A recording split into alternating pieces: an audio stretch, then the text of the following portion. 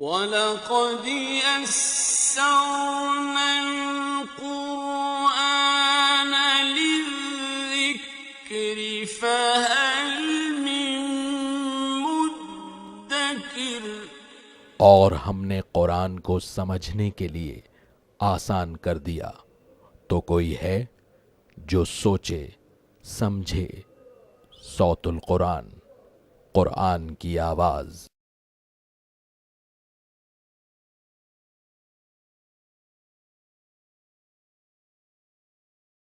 نحمده ونصلي على رسوله الكريم، اما بعد فاعوذ بالله من الشيطان الرجيم، بسم الله الرحمن الرحيم۔ يا ايها الذين آمنوا اذا تداينتم بدين الى اجل مسمى فاكتبوه وليكتب بينكم كاتب بالعدل ولا يأب كاتب ان يكتب كما علمه الله فليكتب وليملل الذي عليه الحق وليتق الله ربه ولا يبخس منه شيئا فإن كان الذي عليه الحق سفيها أو ضعيفا أو لا يستطيع أن يمل فهو فليملل وليه بالعدل واستشهدوا شهيدين من رجالكم فإن لم يكونا رجلين فرجل وامرأتان ممن ترضون من الشهداء أن تضل إحداهما فتذكر إحداهما الأخرى ولا يأبى الشهداء إذا ما دعوا ولا تسأموا أن تكتبوه صغيرا أو كبيرا إلى أجله ذلكم أقسط عند الله وأقوم للشهادة وأدنى ألا ترتابوا إلا أن تكون تجارة حاضرة تديرونها بينكم فليس عليكم جناح ألا تكتبوها وأشهدوا إذا تبايعتم ولا يضار كاتب ولا شهيد وإن تفعلوا فإنه فسوق بكم واتقوا الله ويعلمكم الله والله بكل شيء عليم۔ صدق اللہ العظیم۔ سورہ البقرہ کی آیت نمبر 282 سے ہم اپنا مطالعہ شروع کر رہے ہیں۔ یہ قرآن حکیم کی سب سے طویل ترین آیت ہے، اور اس آیت مبارکہ میں اللہ تعالیٰ نے قرض کے معاملات کے حوالے سے ہمیں بڑی اہم ہدایات عطا فرمائی ہیں۔ نوٹ فرمائی کہ ہمارا دین صرف نماز روزے کی تلقین نہیں کرتا، بلکہ یہ ایک مکمل نظام زندگی ہے، اور زندگی کے تمام معاملات کے لیے، چاہے وہ سیاسی مسائل ہوں، معاشی مسائل ہوں، معاشرتی مسائل ہوں، اجتماعی معاملات ہوں یا انفرادی معاملات ہوں، ہمارا دین زندگی کے ہر گوشے کے لیے رہنمائی عطا فرماتا ہے۔ اس آیت مبارکہ میں بھی اللہ تعالیٰ نے جو ہدایات ہمیں عطا فرمائی ہیں وہ بڑی دور رس ہیں، اور اکثر معاشی معاملات میں اور تجارتی معاملات میں لکھت پڑھت نہ ہونے کی وجہ سے، ٹرانزیکشنز کو ان رائٹنگ نہ لانے کی وجہ سے بہت بڑے بڑے جھگڑے اور نزاعات پیدا ہو جاتے ہیں۔ تو اس آیت مبارکہ میں یہ بتایا گیا ہے کہ ادھار کے معاملات کو لکھ لیا جائے، لکھنے کے ساتھ ساتھ اس پر گواہ بھی بنا لیے جائیں تاکہ کسی قسم کا نزاع اور جھگڑا پیدا نہ ہو، اور اگر ایسی کوئی صورت پیش آ بھی جائے تو بآسانی مسئلے کو سالو کرنے کے لیے ذرائع میسر آ جائیں۔ مزید نوٹ کیجئے، پچھلا رکوع جو ہم نے مکمل کیا تھا سورہ البقرہ کا رکوع نمبر 38، اس میں سود کے حوالے سے ذکر آیا تھا۔ اب بہرحال سود کی ممانعت کے بعد بھی کبھی یہ ضرورت پیش آ سکتی ہے کہ فار اینی ریزن کاروباری معاملات میں یا انفرادی ضروریات میں قرض لینے کی ضرورت پیش آ جائے۔ اب اس حوالے سے رہنمائی ہے جو اس آیت مبارکہ میں عطا کی جا رہی ہے۔ فرمایا کہ یا ایھا الذین آمنوا، اے وہ لوگوں جو ایمان لائے ہو، اذا تداینتم بدین الی اجل مسمى فاکتبوہ، جب تم ایک مقررہ مدت تک کے لیے ادھار کا معاملہ کرو تو اسے لکھ لیا کرو۔ تین باتیں آ رہی ہیں، نمبر ایک معاملہ ادھار کا یعنی کریڈٹ کا ہو، نمبر دو اس کا تعین ہونا چاہیے، اس کی مدت کیا ہوگی، اور نمبر تین یہ ہے کہ اسے لکھ لینا چاہیے۔ یہ ہدایات کریڈٹ ٹرانزیکشنز کے حوالے سے اس مقام پر عطا کی جا رہی ہیں۔ وَلْيَكْتُبْ بَيْنَكُمْ كَاتِبٌ بِالْعَدْلِ، اور چاہیے کہ لکھ دے تمہارے درمیان لکھنے والا انصاف کے ساتھ۔ وَلَا يَأْبَ كَاتِبٌ أَن يَكْتُبَ، اور لکھنے والا لکھنے سے انکار نہ کرے۔ كَمَا عَلَّمَهُ اللَّهُ فَلْيَكْتُبْ، اور جیسے اللہ نے اسے سکھایا ہے اسی طرح وہ لکھ دیا کرے۔ یعنی کہ اللہ نے اگر کسی کو لکھنے کی صلاحیت دی ہے اور کوئی معاملہ ایسا پیش آ رہا ہے کہ جہاں کسی کاروباری لین دین کو یا انفرادی لین دین کو لکھنے کی ضرورت پیش آ رہی ہے تو اس لکھنے والے کو انکار نہیں کرنا چاہیے۔ اللہ کی عطا کردہ نعمت کا ایک شکر یہ بھی ہوگا کہ اس نعمت کے ذریعے سے دوسروں کو بھی نفع اٹھانے کا موقع میسر آ سکے۔ تو لکھنے والے کو کہا جا رہا ہے کہ وہ لکھنے سے انکار نہ کرے۔ اس لکھنے کی بڑی اہمیت ہے ہمارے دین میں۔ نوٹ فرمائیے کہ اللہ کے رسول صلی اللہ علیہ وسلم کی حدیث بحقی شریف میں آپ نے فرمایا کہ 3 افراد کی دعا اللہ تعالیٰ قبول نہیں فرماتا، جن میں سے ایک وہ ہے کہ جو جب کسی کو قرض دیتا ہے تو اس کو لکھتا نہیں ہے، اور بعد میں جس شخص نے قرض لیا وہ لوٹاتا نہیں ہے، اور یہ بد دعا بھی کرے گا تو اس کی دعا قبول نہیں ہوگی، کیونکہ قصور اس کا ہی ہے کہ اس نے اس لین دین کے موقع پر اس کو لکھا کیوں نہیں۔ تو یہ بڑی اہم تعلیم ہے شریعت کی۔ بعض لوگ کہتے ہیں کہ ہمیں بڑا اعتبار ہے، بڑا بھروسہ ہے، لیکن جب نزاعات پیدا ہوتے ہیں، جھگڑے پیدا ہوتے ہیں، تو برسوں کی رشتہ داریاں دوستیاں بھی ختم ہو جاتی ہیں، اور طرح طرح کی فتنے اور فسادات معاشرے میں جنم لیتے ہیں۔ تو ان مالی معاملات میں لکھنے کو اللہ تعالیٰ نے یہاں پر ہم پر لاگو فرمایا ہے اور اس کی تلقین فرمائی ہے۔ فرمایا کہ وَلْيُمْلِلِ الَّذِي عَلَيْهِ الْحَقُّ، اور چاہیے کہ جس کے ذمے قرض ہے، حق ہے، وہ لکھوائے۔ جو بورور ہے، جس نے قرض لیا ہے، وہ املا کرائے، وہ لکھوائے کہ کیا تفصیلات ہیں اس معاہدے کی۔ وَلْيَتَّقِ اللَّهَ رَبَّهُ، اور چاہیے کہ اپنے رب سے، اللہ سے ڈرتا رہے۔ وَلَا يَبْخَسْ مِنْهُ شَيْئًا، اور اس میں سے کچھ بھی کمی نہ کرے۔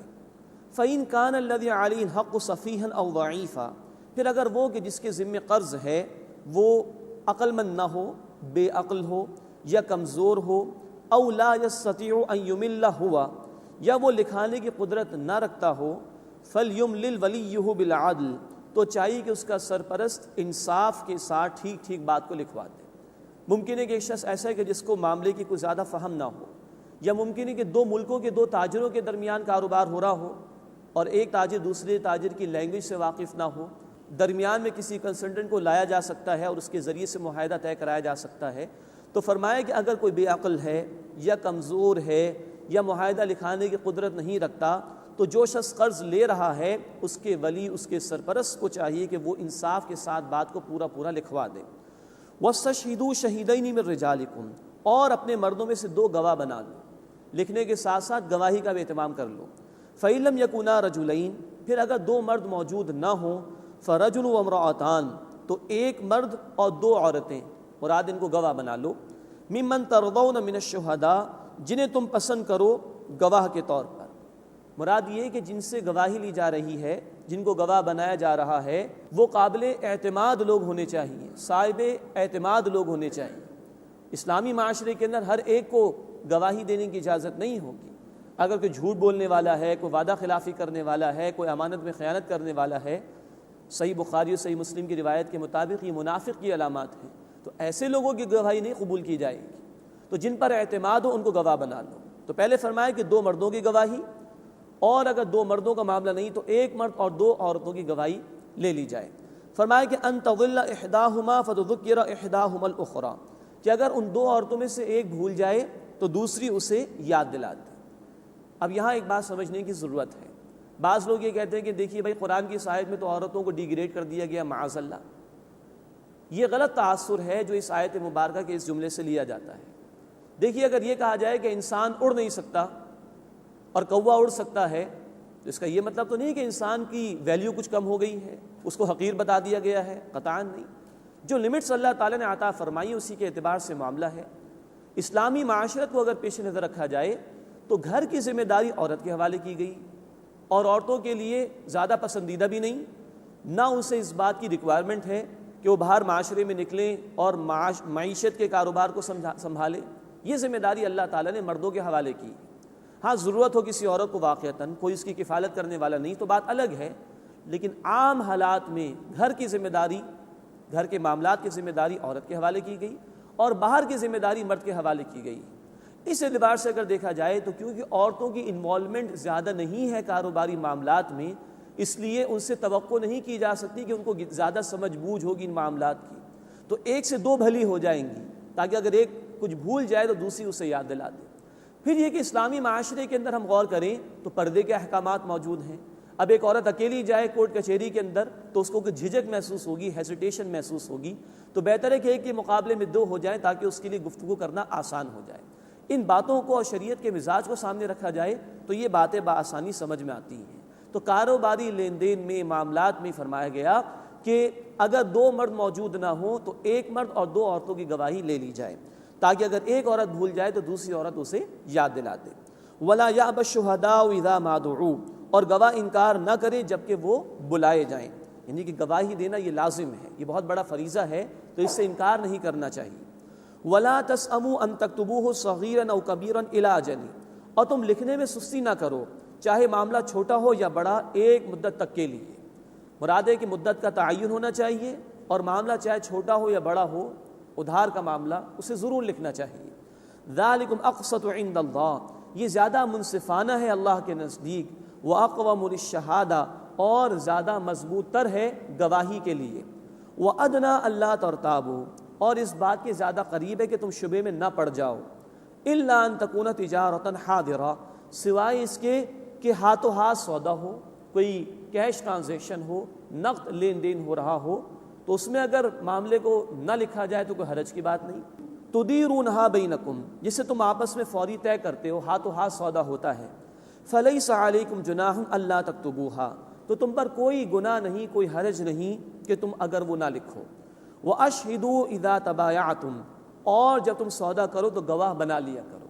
مراد یہ کہ اگر کوئی مستقبل کا سودا ہے، وہی ادھار کی بات آ گئی، یا کیش کا بھی کوئی ایسا سودا جس میں امکان ہو سکتا ہے کسی جھگڑے کا، زیادہ مالیت کا سودا ہے، تو بہتر ہے کہ اس پر کم از کم گواہ ضرور بنا لیے جائیں، تاکہ کسی قسم کی نزاع کی کیفیت باقی نہ رہے، کسی قسم کے بھی جھگڑے کی، کانٹرڈکشن کی کیفیت باقی نہ رہے۔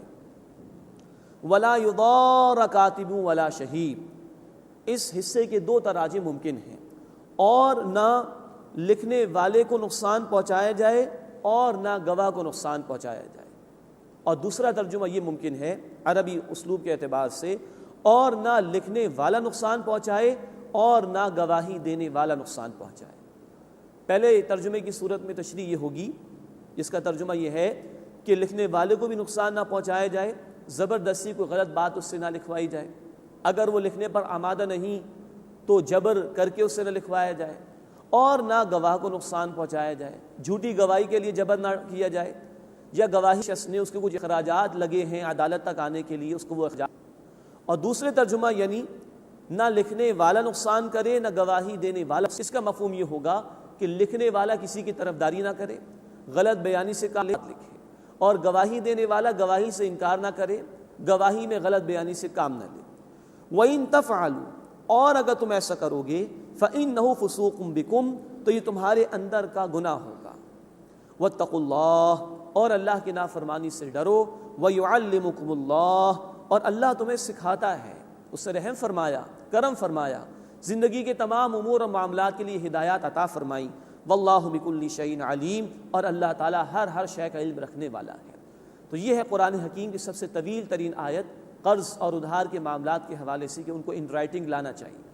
ہاں یہ بات مفسرین نے بیان فرمائی کہ اگر کوئی معاملہ ایسا ہے کہ ایک شخص کو دوسرے پر انتہائی اعتماد ہے، اور امکان بھی نہیں اس بات کا، اور توقع بھی نہیں اس بات کی کہ کوئی غلط بیانی ہوگی، اور معاملے کو اگر نہیں لکھا تو کوئی حرج کی بات نہیں، لیکن پسندیدہ یہی ہے، جھگڑوں سے بچانے کے لیے بہتر یہی ہے کہ ان معاملات کو لکھ لینا چاہیے۔ قرض کے حوالے سے یہ بات بھی نوٹ فرمائی کہ اسلامی معاشرے میں اس کی ضرورت پیش آ سکتی ہے، انفرادی ضروریات کے لیے، کاروباری ضروریات کے لیے۔ تو اللہ کے رسول صلی اللہ علیہ وسلم نے فرمایا ہے، معجم طبرانی میں یہ حدیث موجود ہے، کہ عام صدقے کا 10 گنا اجر و ثواب ملتا ہے، لیکن قرض دینے کا ثواب 18 گنا ملتا ہے۔ تو یہ ضرورت پیش آ سکتی ہے، باقی کوئی ضرورت مند ہو اور انسان کے پاس وسعت ہو تو اس کو قرض دے دینا چاہیے، لیکن ان معاملات کو ان رائٹنگ لانا چاہیے، یہی پسندیدہ ہے۔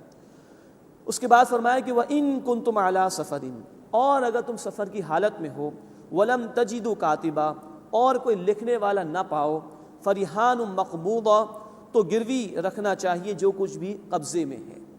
مراد یہ ہے کہ حالت سفر میں ممکن ہے کہ لکھنے والا کوئی موجود نہ ہو، اور انسان کو قرض کی ضرورت پیش آ جائے تو کوئی شے رہن رکھوا کر، یعنی کولیٹرل، یہ سیکیورٹی رکھوا کر قرض لیا جا سکتا ہے۔ لیکن اس بات کو بھی نوٹ فرما لیجئے کہ یہ رہن رکھوانے کا معاملہ، یہ قرض رکھوانے کا معاملہ صرف سفر کے ساتھ مشروط نہیں ہے، کنڈیشنل نہیں ہے۔ اللہ کے رسول صلی اللہ علیہ وسلم کی تعلیمات سے ثابت ہے کہ انسان اپنے علاقے میں بھی ہو اور کوئی قرض لینے کی ضرورت پیش آ جائے تو کوئی شے سیکیورٹی رکھوا کر، ایز اے کولیٹرل رکھوا کر، رہن رکھوا کر قرض لیا جا سکتا ہے۔ تو یہ تعلیم عام ہے، یہ سفر کے ساتھ مشروط نہیں ہے۔ تو فرمایا کہ کوئی شے رکھوا کر، رہن رکھوا کر، کولیٹرل رکھوا کر تم قرض لے سکتے ہو۔ فَإِنْ أَمِنَ بَعْضُكُمْ بَعْضًا، اور اگر تم میں سے کوئی کسی کا اعتبار کرے اور اعتبار کر کے بغیر رہن کے قرض اس کو دے دے، تو قرض لینے والے کو چاہیے، فرمایا فَلْيُؤَدِّ الَّذِي اؤْتُمِنَ أَمَانَتَهُ، تو جس پر اعتبار کیا گیا ہے اسے چاہیے کہ جس نے اعتبار کیا اس کی امانت کو لوٹا دے۔ جس شخص نے اس پر اعتبار کیا، بغیر رہن کے کوئی قرض دے دیا، تو اب قرض لینے والے کو اس اعتبار کا پاس رکھنا چاہیے اور جس سے قرض لیا اس کو قرض ادا کرنا چاہیے۔ وَلْيَتَّقِ اللَّهَ رَبَّهُ، اور چاہیے کہ وہ اپنے رب یعنی اللہ سے ڈرتا رہے۔ وَلَا تَكْتُمُوا الشَّهَادَةَ، اور گواہی کو نہ چھپاؤ۔ یہ بڑی اہم تعلیم ہے ہمارے دین کی۔ آج کا معاشرہ ایسا ہے کہ گواہی دینے سے لوگ کتراتے ہیں، ہیزیٹیشن محسوس کرتے ہیں کہ اس نظام باغیانہ ہے، اللہ تعالیٰ کی نافرمانی پر مبنی ہے۔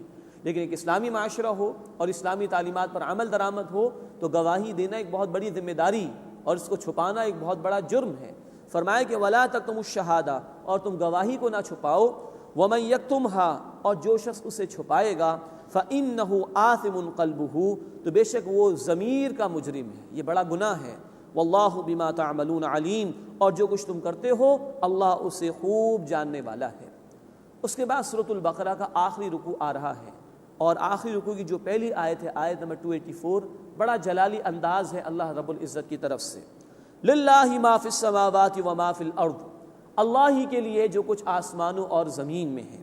وَإِن تُبْدُوا مَا فِي أَنفُسِكُمْ أَوْ تُخْفُوهُ، اور جو کچھ تمہارے دلوں میں ہے چاہے تم اسے ظاہر کرو یا چھپا کر رکھو، يُحَاسِبُكُمْ بِهِ اللَّهُ، اللہ تم سے اس کا حساب لے لے گا۔ اللہم حاسبنا حسابا یسیرا، اے اللہ ہمارے حساب کو آسان فرما۔ یہ آیت آئی تو صحابہ کرام لرز گئے اس پر اور عرض کی اللہ کے رسول صلی اللہ علیہ وسلم کی خدمت میں، بخاری شریف میں تفصیل ہے، یا رسول اللہ ہمارے دلوں میں جو خیالات آ رہے ہیں کہ اللہ اس پر بھی پکڑ فرمائے گا۔ اللہ کے رسول صلی اللہ علیہ وسلم نے کہا، کہو سمعنا واطعنا، ہم نے سنا اور ہم نے مانا۔ جو بات آ گئی اللہ کی طرف سے اس پر پورے دل کے ساتھ اطمینان کا اظہار کرو اور اسے تسلیم کر لو۔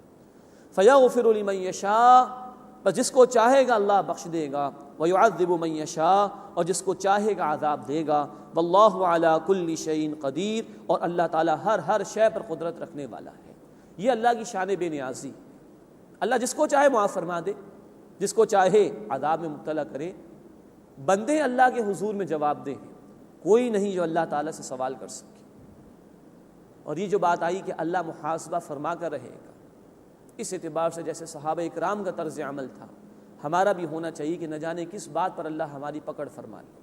جب یہ یقین ہو جائے کہ اللہ جو فیصلہ فرماتا ہے وہ برحق ہوتا ہے، تو پھر اللہ کی طرف سے آسانی بھی ہے۔ اگلی آیت کے بعد والی جو آیت ہے، یعنی سورۃ البقرہ کی آخری آیت، اس میں اللہ تعالیٰ نے فرما دیا، لا یکلف اللہ نفسا الا وسعها، اللہ کسی انسان کو اس کی وسعت، اس کی کیپیسٹی سے زیادہ ذمہ دار نہیں ٹھہراتا۔ اور اس کا مفہوم یہ ہے کہ جو خیالات بغیر اختیار کے ہمارے اندر آ جاتے ہیں اس پر پکڑ نہیں ہے۔ ہاں وہ خیالات جو انسان اپنے اختیار سے لاتا ہے، منصوبہ بندی خود کرتا ہے، پھر ایسے خیالات پر عمل درآمد بھی کرتا ہے، تو اگر اس میں برائی و شر کا پہلو ہے تو لازماً اللہ کے حضور میں پکڑ ہوگی۔ بہرحال اللہ سے دعا ہے کہ اللہ ہمارے حساب کو آسان فرمائے۔ اس کے بعد دو آیات جو آخری ہیں سورہ البقرہ کی، یہ بڑی عظمت والی ہیں۔ پورا قرآن زمین پر اللہ کے رسول صلی اللہ علیہ وسلم کو عطا کیا گیا، لیکن یہ جو آخری دو آیات ہیں یہ معراج کی شب میں رسول اکرم صلی اللہ علیہ وسلم کو عطا کی گئیں۔ مسلم شریف کی روایت میں تفصیل ہے۔ اسی طرح اللہ کے رسول صلی اللہ علیہ وسلم نے فرمایا، مسند احمد کی حدیث ہے کہ یہ دو آیات اللہ نے اپنے عرش کے خزانوں میں سے مجھے عطا فرمائی۔ اسی طرح اللہ کے رسول صلی اللہ علیہ وسلم نے بات ارشاد فرمائی، بخاری شریف کی حدیث ہے کہ جو شخص رات کو سوتے ہوئے ان دو آیات کی تلاوت کر لے تو یہ دو آیات اس کے لیے کافی ہو جائیں گی۔ اللہ تعالی ہمیں ان آیات کے پڑھنے کا اور سمجھتے ہوئے پڑھنے کا اہتمام کرنے کی توفیق عطا فرمائے۔ فرمایا، آمن الرسول بما انزل الیہ من ربہ والمؤمنون، رسول اللہ صلی اللہ علیہ وسلم ایمان لائے اس پر جو ان پر اللہ کی طرف سے نازل کیا گیا، اور تمام کے تمام اہل ایمان بھی ایمان لائے۔ یہ ہے اصل بات کہ اللہ کے رسول صلی اللہ علیہ وسلم جو کچھ پیش کیا اول خود اس پر ایمان لائے۔ اسی لیے آپ صلی اللہ علیہ وسلم سے کہلوایا گیا سورۃ الانعام آیت نمبر 163 میں وَأَنَا أَوَّلُ الْمُسْلِمِينَ، اور میں سب سے پہلا فرما بردار ہوں۔ تو فرمایا کہ آمن الرسول بما انزل الیہ من ربہ والمؤمنون، رسول صلی اللہ علیہ وسلم ایمان لائے اس پر جو ان پر اللہ کی طرف سے نازل کیا گیا، اور تمام کے تمام اہل ایمان بھی ایمان لائے۔ کل آمن باللہ وملائکتہ وکتبہ ورسلہ، تمام ایمان لائے اللہ پر اور اس کے فرشتوں پر اور اس کی کتابوں پر اور اس کے رسولوں پر۔ لا نفرق بین احد من رسلہ، اب یہ اہل ایمان کا شیوا، اہل ایمان کے روش کا بیان، ہم اللہ کے رسولوں میں سے کسی ایک کے درمیان بھی فرق نہیں کرتے۔ یہ ہے مسلمانوں کا معاملہ، وہ بڑے براڈ مائنڈڈ ہیں، وسیع النظر ہیں۔ عیسائیوں کا معاملہ یہ ہے کہ وہ نبی اکرم صلی اللہ علیہ وسلم کی رسالت کا انکار کرتے ہیں۔ یہود کا معاملہ بھی یہی ہے کہ وہ رسول اکرم صلی اللہ علیہ وسلم کی رسالت کا انکار کرتے ہیں۔ مسلمانوں کا معاملہ یہ ہے کہ وہ آدم علیہ السلام سے لے کے نبی کریم صلی اللہ علیہ وسلم تک تمام رسولوں اور انبیاء پر ایمان رکھتے ہیں۔ کسی ایک رسول کا انکار تمام رسولوں کے انکار کے برابر ہے، اس لیے کہ تمام رسولوں کو بھیجنے والی اتھارٹی وہ اللہ تعالیٰ کی ہے، اللہ کا اختیار ہے۔ کسی ایک رسول کا انکار کر دینا گویا اللہ کے اس اختیار کا انکار ہے جس کی بنیاد پر اللہ تعالیٰ نے رسولوں کو بھیجا۔ تو اہل ایمان کے یہ الفاظ نقل کیے گئے، لا نفرق بین احد من رسلہ، ہم اللہ کے رسولوں میں سے کسی ایک میں بھی فرق نہیں کرتے۔ وقالوا، اور انہوں نے کہا، سمعنا واطعنا، ہم نے سنا اور ہم نے اطاعت کی۔ اللہ یہ الفاظ ہمیں بھی دل کی گہرائیوں کے ساتھ ادا کرنے اور ان کے تقاضوں پر عمل کرنے کی توفیق عطا فرمائے۔ غفرانک، اے اللہ ہم تجھ سے تیری بخشش کا سوال کرتے ہیں۔ ربنا، اے ہمارے رب، وَإِلَيْكَ الْمَصِيرُ، اور تیری طرف لوٹ کر جانا ہے۔ یہ ہے جو دعائی الفاظ بھی آ گئے، اور یہ ہے جو ہمارے ایمان کا اظہار، اس کو اللہ نے الفاظ عطا فرما دیے۔ سمعنا واطعنا، یہ ہمارے ایمان کا اظہار جس کو اللہ نے الفاظ کا جامع عطا فرما دیا۔ سمعنا واطعنا، ہم نے سنا اور ہم نے اطاعت کی۔ غفرانک، ربنا، اے ہمارے رب ہم تیری بخشش کا سوال کرتے ہیں۔ وَإِلَيْكَ الْمَصِيرُ، اور تیری طرف لوٹ کر جانا ہے۔ لا يُكَلِّفُ اللَّهُ نَفْسًا إِلَّا وُسْعَهَا، اللہ کسی انسان کو، کسی نفس کو ذمہ دار نہیں ٹھہراتا مگر اس کی وسعت، اس کی کیپیسٹی کے مطابق۔ یہ بڑی رحمت والی آیت ہے۔ اس کا مفہوم یہ کہ اللہ تعالیٰ نے ہمیں اتنا ہی رسپانسبل ٹھہرایا ہے جتنا کہ ہمارے اندر طاقت ہے۔ وہ مزید مفہوم یہ ہوا کہ اللہ نے کوئی حکم بندوں پر ایسا نازل نہیں کیا کہ جس پر بندے عمل نہیں کر سکتے۔ وہ ہمارا خالق ہے، اس نے ہمیں پیدا فرمایا ہے، وہ ہماری لیمٹس کو جانتا ہے، ہم کس حد تک برداشت کر سکتے ہیں وہ جانتا ہے۔ وہ جانتا ہے کہ کیا بات میرے بندوں کے نفع کے لیے اور کیا بات میرے بندوں کے نقصان کے لیے ہے۔ اسی اعتبار سے اس نے احکامات عطا فرمائے۔ لا یکلف اللہ نفسا الا وسعها، اللہ کسی انسان کو اس کی وسعت سے زیادہ مکلف یعنی ذمہ دار نہیں ٹھہراتا۔ لہا ما کسبت وعلیہا ما اکتسبت، اس کے لیے ہے نیکی کا بدلہ جو اس نے کمایا، اور اس پر ہوگا گناہ کا وبال جو اس نے کمایا۔ لہا ما کسبت وعلیہا ما اکتسبت، انسان کے لیے نیکی کا بدلہ ہے جو اس نے نیکی کمائی، اور اسی انسان پر گناہ کا وبال ہے جو اس نے کمایا ہوگا۔ کوئی شخص کسی دوسرے کی جگہ جواب نہیں دے گا قیامت کے دن۔ سورہ البقرہ میں 2 مرتبہ ہم پڑھ چکے ہیں، آیت نمبر 48 اور آیت نمبر 123 میں، کہ ڈرو اس دن سے یعنی قیامت کے دن سے جب کوئی کسی دوسرے کے کام نہیں آئے گا، ہر ایک کو اپنا جواب خود دینا ہوگا۔ سورہ مریم آیت نمبر 95، کلہم آتیہ یوم القیامت فردا، ہر انسان کو اکیلے اکیلے اپنا جواب دینا ہوگا روز قیامت اللہ کے حضور میں۔ تو جو نیکی بھی انسان کمائے گا اپنے نفع کے لیے، جو بھی گناہ کرے گا اس کا وبال اسی پر ہوگا، کوئی شخص کسی دوسرے کی جگہ جواب نہیں دے گا۔ اس کے بعد بڑی جامع دعائیں ہیں جس مقام پر آ رہی ہیں۔ ربنا، اے ہمارے رب، لا تؤاخذنا ان نسینا او اخطأنا، ہمارا مواخذہ مت فرمائیو اگر ہم بھول جائیں یا ہم سے چوک ہو جائے۔ نسیان بھول جانا، بھولے سے کوئی کام ہو گیا۔ خطا کے معنی یہ کہ انسان ایک کام کرنے جا رہا تھا، چوک ہو گئی، کچھ اور دوسرا کام ہو گیا۔ ایک انسان شکار کر رہا تھا کسی جانور کا، غلطی سے گولی کسی انسان کو لگ گئی، یہ خطا ہے۔ ربنا لا تؤاخذنا ان نسینا او اخطأنا، اے ہمارے رب ہمارا مواخذہ نہ فرمائیو اگر ہم بھول جائیں یا ہم سے خطا ہو جائے، چوک ہو جائے۔ ربنا اے ہمارے رب ولا تحمل علینا اصرا کما حملتہ علی الذین من قبلنا، ہم پر بوجھ مت ڈال جیسا کہ تو نے ہم سے پہلے لوگوں پر ڈالا تھا۔ اے اللہ ایسی آزمائشیں نہ آئیں کہ جس کو ہم برداشت نہ کر سکیں، یا جیسے سخت احکامات کبھی پچھلے لوگوں پر آئے ان کی نافرمانیوں کی وجہ سے، ایسا معاملہ ہمارے ساتھ نہ ہو۔ ربنا ولا تحملنا ما لا طاقۃ لنا بہ، اے ہمارے رب ہم سے ایسا بوجھ نہ اٹھوائیو جس کی ہمارے اندر طاقت نہیں ہے، جس کو ہم برداشت نہ کر سکیں۔ یہ دعائیں ہیں جو اللہ تعالیٰ نے ہمیں سکھائیں۔ واعف عنا، اور ہم سے درگزر فرما، واغفر لنا، اور ہمیں بخش دے، وارحمنا، اور ہم پر رحم فرما، انت مولانا، تو ہی ہمارا مولا ہے، پشت پناہ ہے، حامی ہے، فانصرنا علی القوم الکافرین، بس کفار کی قوم کے مقابلے میں ہماری مدد فرما۔ یہ بڑی جامع دعائیں جو اللہ تعالیٰ نے سکھائی ہیں۔ اب اس میں پہلی بات یہ نوٹ فرمائیے کہ نسیان اور خطا کا ذکر آیا۔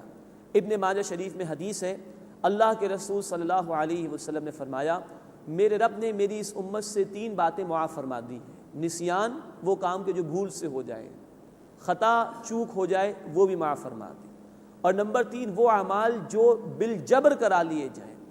کسی نے گن پوائنٹ پر جو ہے کوئی غلط بیانی کرا لی، کوئی غلط سائن کرا لے کسی ڈاکومنٹ پر، تو یہ بالجبر عمل ہے۔ تو خطا، نسیان اور بالجبر کرائے گئے اعمال اللہ نے اس امت پر معاف فرما دی۔ کتنی رحمتیں اللہ کی۔ اور پھر وہ دعائیں بھی سکھا رہا ہے کہ اللہ ہم پر ایسا بوجھ نہ ڈال جس کو ہم برداشت نہ کریں، ایسا بوجھ نہ اٹھوا کہ جس کو ہم برداشت نہ کر سکیں۔ وہ معاملات ہمارے ساتھ نہ ہو آزمائشوں کے جو گزشتہ لوگوں کے ساتھ ہوئے۔ واعف عنا، اور ہم سے درگزر فرما، معاف فرما، واغفر لنا، اور ہمیں بخش دے، وارحمنا، اور ہم پر رحم فرما، انت مولانا، بے شک تو ہی ہمارا مولا ہے، پشت پناہ ہے۔ اس کے متعلق بھی نوٹ فرمائیے، بخاری شریف کی حدیث ہے، اللہ تعالیٰ فرماتے ہیں جب بندہ یہ دعائیں کرتا ہے تو اللہ فرماتے ہیں قد فعلت، I have done this، میں یہ کر چکا، نعم، ہاں ہاں میں نے قبول کر لیا۔ اتنی گارنٹی اللہ کی طرف سے، تو اتنے ہی وثوق اور یقین اور توجہ کے ساتھ ہمیں دعائیں کرنی چاہیے۔ واعف عنا واغفر لنا وارحمنا، اے ہمارے رب ہمیں معاف فرما دے، ہمیں بخش دے، ہم پر رحم فرما، انت مولانا، تو ہی ہمارا کارساز ہے، پشت پناہ ہے، حامی ہے، فانصرنا علی القوم الکافرین، بس ہماری مدد فرما کفار کی قوم کے مقابلے میں۔ یا نوٹ فرمائیے، کفار کی قوم کے مقابلے میں صحابہ محنت کر رہے تھے۔ ہجرت کے بعد مدنی دور کے آغاز میں سورت نازل ہوئی، سورہ البقرہ، اور سن 2 ہجری میں بدر کا معرکہ پیش آ گیا۔ تو یہ وہ صحابہ جنہوں نے اللہ کے دین کی خاطر گھر بار کو ترک کیا اور چھوڑ دیا، اور اب کفر کی طاقت کا مقابلہ کرنے کے لیے تیار ہیں۔ تو وہ مستحق تھے کہ یہ دعا مانگے، انہوں نے اپنے آپ کو اس دعا کی قبولیت کے لیے مستحق بنایا تھا۔ تو دعا کی قبولیت کے لیے مستحق بننا بھی ضروری ہے۔ اللہ ہمیں توفیق عطا فرمائے کہ ہم کفار کا مقابلہ کریں کہ جو آج اللہ کے دین کے راستے میں رکاوٹ بنے ہوئے ہیں۔ جب تک اللہ کا دین مغلوب ہے، انسانیت کو ظلم سے نجات نہیں مل سکتی۔ اللہ ہمیں توفیق دے کہ ہم اس کے غلبے کی جد و جہد کرنے والے ہوں، جان اور مال سے اس کے راستے میں جہاد کرنے والے ہوں، تب یہ دعا کریں تو انشاءاللہ تعالی یہ دعا قبول بھی ہوگی۔ اللہ ہمیں اس دعا کی قبولیت کا مستحق بننے کی توفیق عطا فرمائے۔ الحمدللہ یہ سورہ البقرہ کا بیان مکمل ہوا۔ اس کے بعد سورہ آل عمران ہے، مدنی صورت ہے، اور جیسا کہ سورہ البقرہ کے آغاز میں عرض کیا گیا تھا، یہ دونوں صورتیں جوڑے جوڑے کی صورت میں ہیں، بڑی مناسبت اور مشابہت ہے دونوں میں، اور دونوں کو اللہ کے رسول صلی اللہ علیہ وسلم نے ایک لقب دیا ہے۔ صحیح مسلم کی روایت میں الفاظ ہیں الزہروان، 2 انتہائی روشن صورتیں، یہ قرار دیا ان دونوں کو اللہ کے رسول صلی اللہ علیہ وسلم نے۔ مزید اسی مسلم شریف کی روایت میں آپ نے فرمایا کہ سورہ البقرہ، سورہ آل عمران پڑھا کرو، یہ قیامت کے دن بادلوں کی صورت میں آئیں گی اپنے پڑھنے والوں کے لیے، اور اپنے پڑھنے والوں کے لیے اللہ کے حضور میں سفارش کریں گی۔ مزید ہم نے سورہ البقرہ کے آغاز میں بات سمجھی تھی کہ ان دونوں میں بڑی مناسبت و مشابہت ہے۔ سورہ البقرہ کا آغاز بھی الف لام میم سے ہوا تھا، اس سورہ مبارکہ کا آغاز بھی الف لام میم سے ہو رہا ہے۔ سورہ البقرہ کے آغاز میں بھی قرآن کی عظمت کا بیان تھا، اس کے آغاز میں بھی قرآن کی عظمت کا بیان ہے۔ سورہ البقرہ کے اختتام پر ابھی ہم نے دیکھا عظیم دعائیں ہیں، اس سورہ مبارکہ کے اختتام پر بھی ہم دیکھیں گے انشاءاللہ عظیم دعائیں آئیں گی۔ ربنا اننا سمعنا منادیا ینادی للایمان ان آمنوا بربکم فآمنا۔ مزید یہ کہ ہم نے دیکھا تھا سورہ البقرہ میں 18 رکوع، اس میں قرآن کی مکی صورتوں کا خلاصہ، پھر بنی اسرائیل سے غالب خطاب، پھر ابراہیم علیہ السلام کا ذکر، اور پھر تحویل قبلہ کا موضوع بیان ہوا تھا، اور پھر 22 رکوعوں میں نبی کریم صلی اللہ علیہ وسلم کی امت سے خطاب تھا۔ سورہ البقرہ میں جو بنی اسرائیل کے حوالے سے خطاب تھا، غالب خطاب تھا یہود کے حوالے سے۔ کچھ ایسی ترتیب یہاں پر بھی ہے، ہم انشاءاللہ دیکھیں گے کہ 10 رکوع اس میں سابقہ امت بنی اسرائیل کے حوالے سے گفتگو ہے، لیکن جو غالب خطاب ہے وہ نصارہ کے حوالے سے، اور پھر مزید 10 رکوع ہم دیکھیں گے انشاءاللہ، اس میں خطاب ہے رسول اکرم صلی اللہ علیہ وسلم کی امت سے۔ کل 20 رکوع ہیں اس سورہ مبارکہ میں اور 200 آیات ہیں، تو آدھا حصہ 10 رکوع پر مشتمل وہ سابقہ امت بنی اسرائیل میں سے نصارہ سے گفتگو کرتا ہے، غالب خطاب ان سے ہے، اور پھر 10 رکوع ہے رسول اکرم صلی اللہ علیہ وسلم کی امت سے خطاب پر مشتمل۔ اب جو پہلے 10 رکوع ہیں ان کے حوالے سے بھی چند باتیں نوٹ فرما لیجئے۔ ایک وفد، ایک ڈیلیگیشن نجران کے علاقے سے آیا تھا عیسائیوں کا رسول اکرم صلی اللہ علیہ وسلم کی خدمت میں، اور کچھ ڈائلاگ بھی انہوں نے کیے رسول اکرم صلی اللہ علیہ وسلم سے۔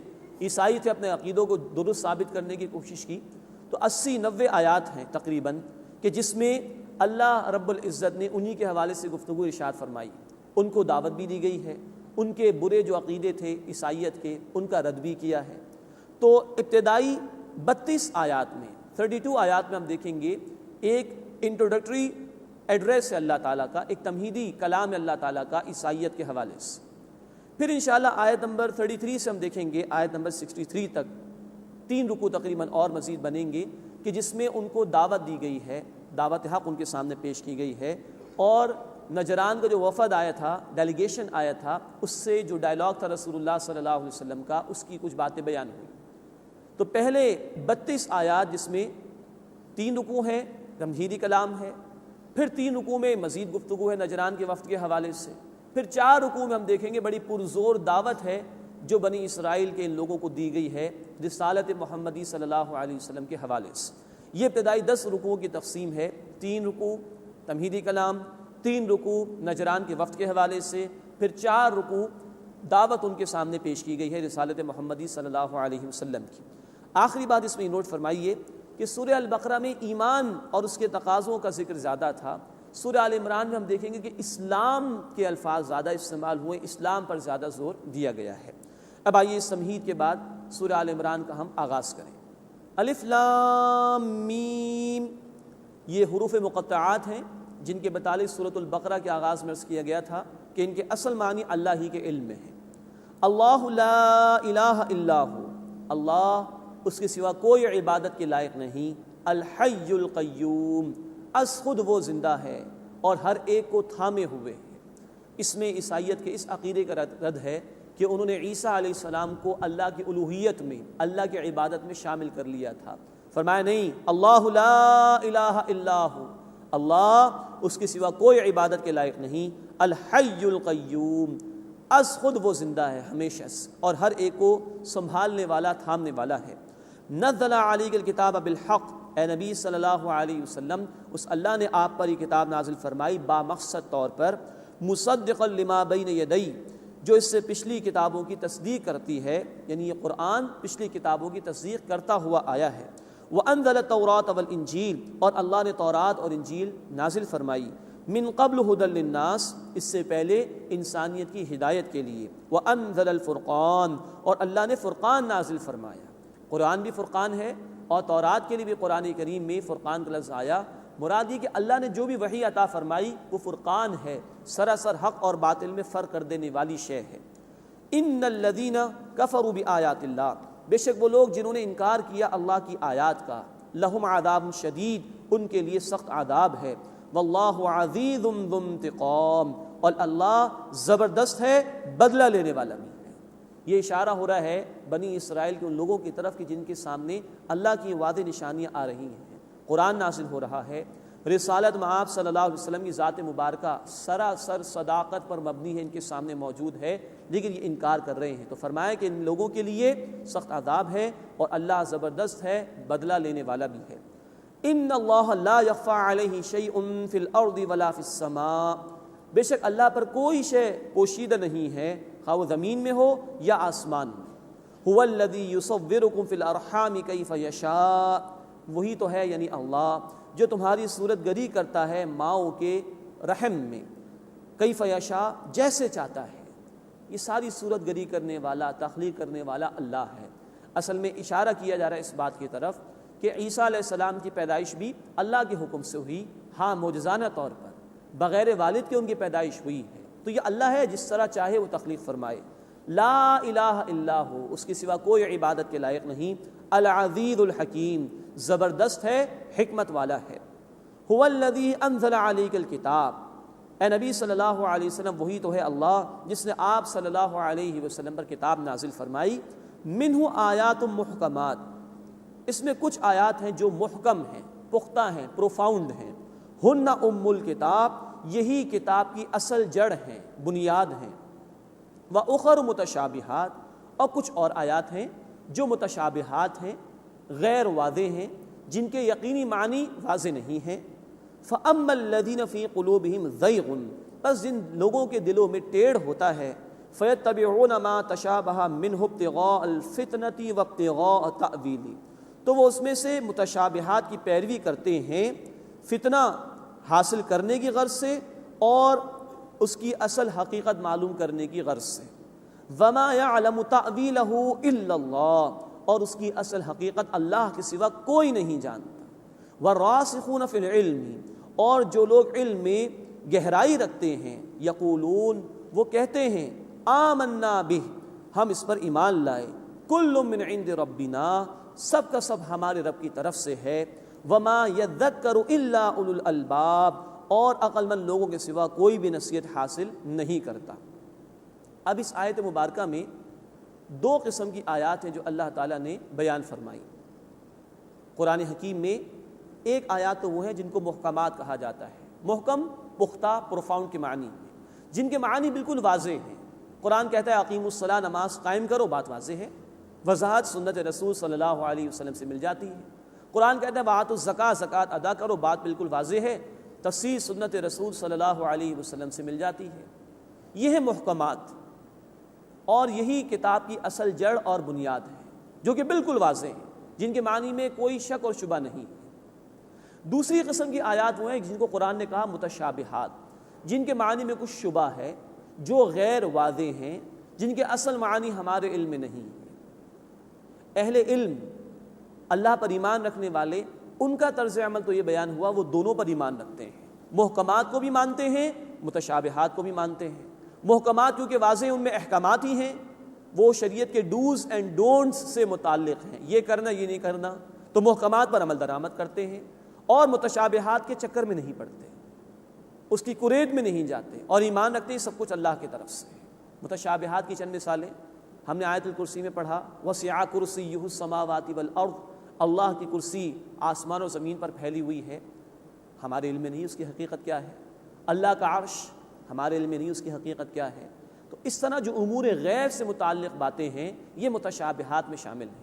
جنت ہے، جہنم ہے، ہمارے علم میں اس کی اصل حقیقت نہیں، ماننا ایمان کا حصہ ہے، لیکن اصل معنی اللہ کے علم میں ہی ہے۔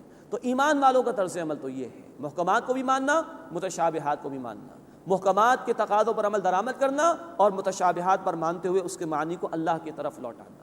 لیکن جن کے دلوں میں کجی ہوتی ہے، ٹیڑھ ہوتا ہے، جو اللہ کی اطاعت پر کاربند رہنا نہیں چاہتے، فتنہ چاہتے ہیں، فساد چاہتے ہیں، اور اللہ کی وحی کے مقابلے میں اپنی عقل کو زیادہ ترجیح دیتے ہیں، عقل کے گھوڑے دوڑانے کی کوشش کرتے ہیں، وہ متشابہات کے پیچھے پڑے رہتے ہیں اور ان کی معنی تلاش کرنے کی کوشش کرتے ہیں۔ یہ وہ لوگ ہیں بیسیکلی اصلاً کہ جو ہدایت سے محروم کر دیے جاتے ہیں، جو اللہ کی رضا سے پھر دور کر دیے جاتے ہیں۔ تو اہل ایمان کا شیوہ یہ ہے، محکمات متشابہات دونوں کو مانو، محکمات کے تقاضوں پر عمل کرو، اور متشابہات پر ایمان رکھو، اور اس کے معنی کو اللہ کی طرف لوٹا دو۔ اسی میں بھلائی ہے، اسی میں فائدہ ہے، یہی راستہ سیف اور محفوظ ہے۔ ہاں ایک مسئلہ ہے سائنٹیفک فیکٹس کے حوالے سے، قرآن حکیم سائنس کی کتاب یقیناً نہیں ہے، ہدایت کی کتاب ہے۔ ھدی للناس، سورہ البقرہ آیت 185، یہ تمام انسانیت کے لیے ہدایت ہے۔ لیکن قرآن حکیم دنیا کی عظیم ترین کتاب ہے۔ اللہ تعالیٰ نے چلتے چلتے کچھ ایسی باتیں بھی بیان کر دی کہ آج انسانیت اس کو ڈسکور کر پا رہی ہے۔ تو قرآن حکیم میں بیان کردہ سائنٹیفک فیکٹس جو اس دور میں جا کے ڈسکور ہو رہے ہیں، اور قرآن حکیم میں ان کا بیان موجود ہے تو ان کو قبول کر لینے اور ان کو بیان کرنے میں کوئی حرج نہیں ہے۔ ہمارے اسلاف، ہمارے گزشتہ علماء، ان کے دور میں یہ ریسرچ نہیں ہو سکی تھی، ان کے معنی ان کے علم میں نہیں تھے، لیکن اب کیونکہ ریسرچ ہو رہی ہے، ڈسکوریز ہو رہی ہیں، تو یہ چیز کہ جو سائنٹیفک فیکٹس سے متعلق باتیں ہیں وہ گویا کہ غیر واضح سے نکل کر واضح ہو جائیں گی، وہ اس عارضی متشابہات میں سے نکل کر واضح ہو جائیں گی، تو ان کو سمجھا بھی جا سکتا ہے، ان کو بیان بھی کیا جا سکتا ہے۔ اس کے بعد اہل ایمان کی بڑی پیاری دعا بیان کی جا رہی ہے، کیونکہ جو لوگ متشابہات میں پڑ جائیں وہ گمراہی کی طرف چلے جاتے ہیں۔ فرمایا اہل ایمان کی دعا کے ضمن میں ربنا، وہ یہ دعا کرتے ہیں اے ہمارے رب، لا تزغ قلوبنا بعد اذ ہدیتنا، ہمارے دلوں کو ٹیڑھا مت فرما دیجیو اے اللہ جبکہ تو نے ہمیں ہدایت عطا فرما دی، تو نے ہی ہدایت دی، تو نے ہی ماننے کی توفیق عطا فرمائی، اب اس ماننے کے بعد اے اللہ استقامت بھی عطا فرما دے، ہم کہیں بھٹک نہ جائیں، ہم کہیں متشابہات کے چکر میں نہ پڑ جائیں، ہم کہیں عقل کے فتنے کا شکار نہ ہو جائیں، ہم کہیں نفس و شیطان کے فریب میں نہ آ جائیں۔ ربنا، اے ہمارے رب، لا تزغ قلوبنا بعد اذ ہدیتنا، ہمارے دلوں کو ٹیڑھا مت فرما دیجیے بعد اس کے کہ تو نے ہمیں ہدایت عطا فرما دی، وہب لنا من لدنک رحمہ، اور ہمیں اپنی جناب سے، اپنے پاس سے رحمت عطا فرما، انک انت الوہاب، بے شک تو سب سے بڑھ کر عطا فرمانے والا ہے۔ یہ ہے اہل ایمان کا طرز عمل۔ ہدایت کلیتاً اللہ کے اختیار میں ہے، اور ہدایت اس بات کا نام نہیں کہ ایک دفعہ مل جائے یا حاصل ہو جائے، بلکہ بندے کو ہدایت پر ہدایت کی ضرورت ہے، مرتے دم تک ہدایت کی ضرورت ہے۔ اس لیے ہر آن اللہ کے حضور جھکنا چاہیے، ہر آن اللہ کے حضور اپنی یہ دعائیں رکھنی چاہیے کہ اللہ جب تو نے ہدایت عطا فرما دی تو اس پر استقامت بھی عطا فرما، ہمارے دلوں کو ٹیڑھا ہونے سے محفوظ فرما دے۔ ربنا، اے ہمارے رب، لا تزغ قلوبنا بعد اذ ہدیتنا، ہمارے دلوں کو ٹیڑھا مت فرمائیو بعد اس کے کہ تو نے ہمیں ہدایت عطا فرما دی، وہب لنا من لدنک رحمہ، اور ہمیں اپنی جناب سے، اپنے پاس سے رحمت عطا فرما، انک انت الوہاب، بے شک تو سب سے بڑھ کر عطا فرمانے والا ہے۔ ربنا، اے ہمارے رب، انک جامع الناس لیوم، بے شک تو لوگوں کو جمع فرمانے والا ہے اس دن، لا ریب فیہ، جس کے آنے میں کوئی شک نہیں ہے۔ یہ خوف اہل ایمان پر طاری رہتا ہے، اس لیے وہ اللہ کی ہدایات کے تابع رہنے کی کوشش کرتے ہیں، وہ خود قرآن کے تابع رہنے کی کوشش کرتے ہیں، نہ کہ یہ کہ قرآن کو اپنے تابع کر لیں، تو ڈرتے ہیں اس دن سے جس دن اللہ کے حضور پیشی ہے۔ ربنا، اے ہمارے رب، انک جامع الناس لیوم، بے شک تو لوگوں کو جمع فرمانے والا ہے اس دن، لا ریب فیہ، جس کے آنے میں کوئی شک نہیں ہے، ان اللہ لا یخلف المیعاد، بے شک اللہ تعالی وعدے کے خلاف کرنے والا نہیں۔ یقین اہل ایمان کا وہ دن برحق ہے، وہ دن آ کر رہے گا، اللہ کے حضور پیشی ہو کر رہے گی، اس سے ڈرتے ہیں اور اللہ سے ہدایت کی دعا کرتے ہیں۔ اللہ ہمیں بھی اپنے اہل ایمان بندوں میں شامل فرمائے، اور اے اللہ تو نے ہمیں جو ہدایت عطا فرما دی اب ہمیں اس پر استقامت عطا فرما۔ اے اللہ تو نے ہمیں قرآن کی طرف آنے کی توفیق عطا فرما دی، اے اللہ اس قرآن کو تھامتے ہوئے آگے بڑھنے کی توفیق عطا فرما، اور ہمارے دلوں کو ٹیڑھا ہونے سے محفوظ فرما، اور آخرت کے دن جو جواب دہی ہے اے اللہ ہم اس کی تیاری کی توفیق عطا فرما، اور اس دن کی ذلت اور رسوائی سے ہماری حفاظت فرما۔ آمین یا رب العالمین، وآخر دعوانا ان الحمد للہ رب العالمین۔